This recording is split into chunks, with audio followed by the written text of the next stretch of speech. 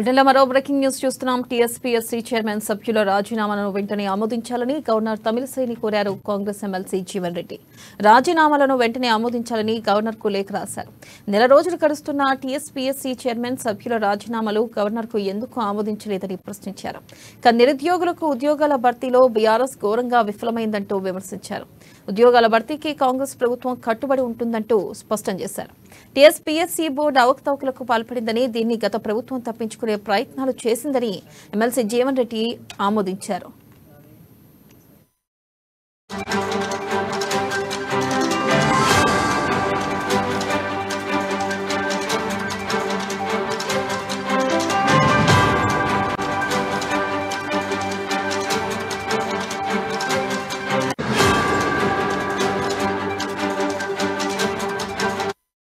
Breaking news చూస్తున్నాం. TSPSC chairman సభ్యుల రాజీనామాను వెంటనే ఆమోదించాలని గవర్నర్ తమిళిసైని కోరారు కాంగ్రెస్ ఎమ్మెల్సీ జీవన్ రెడ్డి.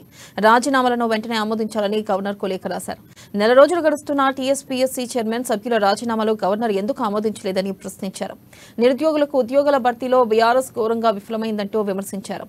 ఉద్యోగాల భర్తీకి కాంగ్రెస్ ప్రభుత్వం కట్టుబడి ఉందంటూ స్పష్టం చేశారు. టీఎస్పీఎస్సీ బోర్డు అవకతవకలకు పాల్పడిందని, దీన్ని గత ప్రభుత్వం తప్పించుకునే ప్రయత్నాలు చేసిందని ఎమ్మెల్సీ జీవన్ రెడ్డి ఆరోపించారు.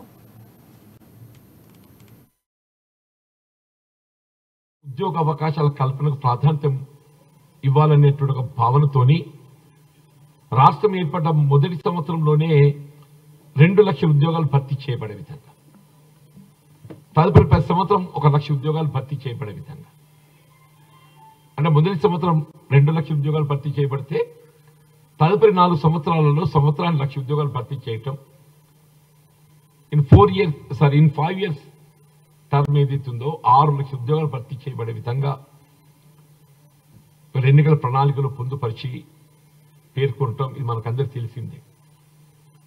రిక్రూట్మెంట్ సంబంధించి ప్రధాన భూమిక పోషించేది పబ్లిక్ సర్వీస్ కమిషన్ మనకు తెలియదు కాదు. అంటే వాస్తవంగా ఒకప్పుడు పబ్లిక్ సర్వీస్ కమిషన్ అంటే వీళ్ళ గతంలో గంటా చక్రపాణి గారు చైర్మన్ ఉండిరే. Union Public Service Commission used to take వారు ఇక్కడ అమలు చేసినట్టు విధానాన్ని వారు ఒక విధమైన మార్గదర్శకం తీసుకున్నారు. ఏమంట